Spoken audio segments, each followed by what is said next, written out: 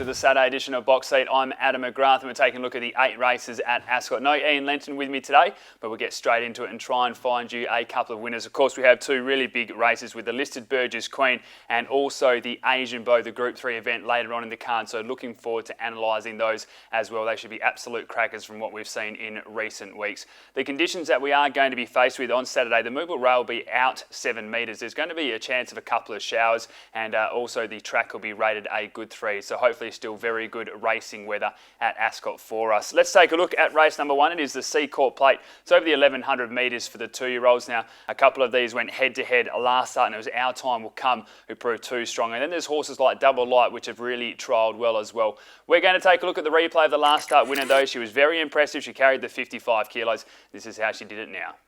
To the home corner, chin strapped to the extreme outside. Our Time Will Come races up now and joins Storm Power when they go to the 200, a length and a half to 2. Bonnie Be Good, Sweet Aura got into a bit of traffic. Chin strap running on the outside though. Our Time Will Come got the better of Storm Power and it's a debut win. Our Time Will Come scored from Storm Power. Really good victory there by Our Time Will Come. Showed a lot of speed in that race. We saw that in the trial before, winning the 400 metre trial by 6 lengths. It was a question mark whether that trial form would relate to the 1,000 metre distance, and she did it with all class. A few concerns here for mine. She steps up the 2 kilos, but again, she will be able to roll to the front and certainly set the tempo in this race. The horse that I'm really keen comes out of the same race and it's number 5, Sweet Aura. A lot of money came for this galloper. It jumped at $2.80 from barrier 10 on that occasion. Moves into barrier 4 here. I think that'll be the big difference. William Pike was forced to go right back to the tail of the field in that replay and then he came across heels a bit as well. I think from barrier 4, this filly will be able to get a really nice run and she showed that late turn of foot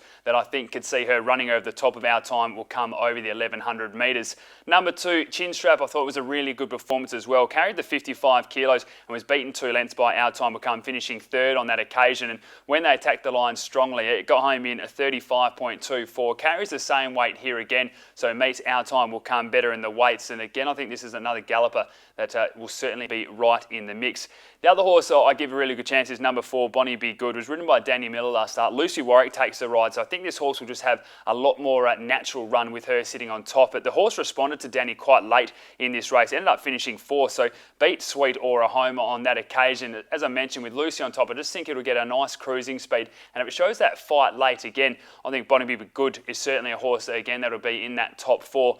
The trial horses, there's a couple that are coming in from that trial form, and Double Light was certainly the one for me to take note of. It's had the 2 trials, one over 400, one over 950. Won both of those. She's got a lot of speed. She's from the Simon Miller yard as well, so we know that he always has these 2-year-olds up and running early, and this galloper looks no different. Let's take a look at selections for race number 1. I'm going to be tipping number 5, Sweet Aura. From number 2, Chinstrap. Number 1, Our Time Will Come. And number 4, Bonnie Be Good.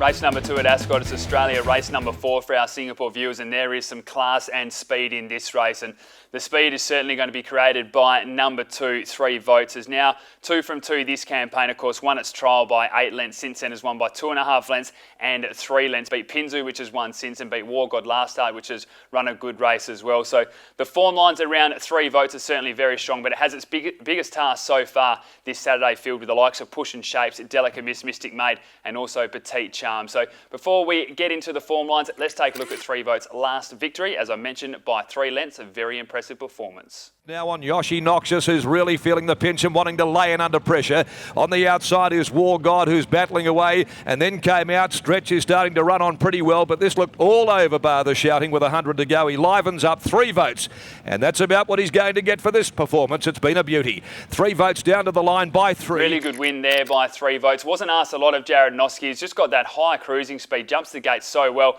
and then at the top of the straight just kicks away.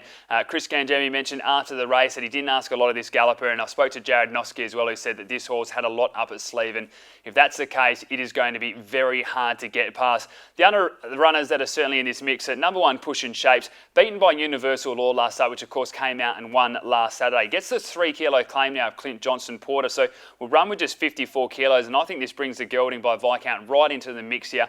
Classy galloper. We know it had really good 2-year-old form, and so far the first 2 runs have been pretty good as well. So with this 3 kilo claim, comes into the mix. Then you've got the Harrison pair of Delicate Miss and Mystic Maid. These two have been going head to head for a while now, and I'm still leaning towards Mystic Maid. I think she's got a lot of class. She was a good run in the Belgravia, finishing 2.5 lengths behind Perfect Reflection. Barrier 6 to 54 kilos. I think she's right in the mix here as well.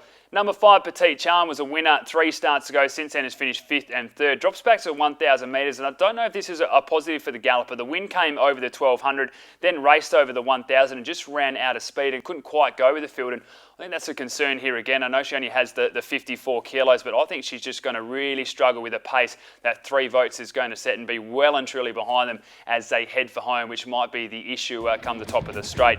Let's take a look at selections. I'm going to be tipping number 4, Mystic Maid. I think the Belgravia form in a 2-year-old form is strong enough to see her win this. From number 2, 3 votes, this is certainly the horse to beat. Number 1, Push and Shapes for Dan Pearce, and number 3, Delicate Miss, 4, 2, 1 and 3. Race number 3 at Ascot, it's Australia. Race number 6 for our Singapore viewers. It's over the 2,100 metres.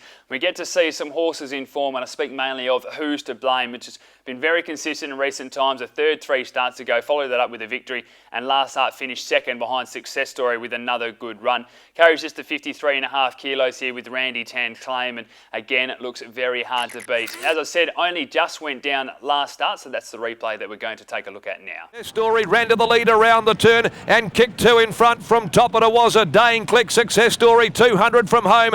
Top it was a Here Comes Ahmed Military Service. Then Dane Click. Success Story with 100 left to go, still in front. Military Service, top it was trying to run him down, but it's another one for Success Story. Success Story. Really good performance there by Who's to Blame, and she just found her stride over this distance. She's relaxes nicely and then has that late turn of foot, which certainly puts her in the mix. And with only 7 horses in the field, you'd expect her again to be close enough, and she'll be the one running on with just the 53.5 kilos. She is a major threat in this race. Number 1, Street Bandit, beat Who's to Blame 3 starts ago. Of course, went on a bit of a winning spree for this horse. Has still never won at Ascot. Those had the 14 starts for the 7 places, so still needs to turn that around. But with Jake Casey riding, carries just the 57 kilos. And again, I think the small field will really suit this galloper. Be able to save him up for that last run. And if Street Bandit gets it his own way, I think it'd be very hard to beat.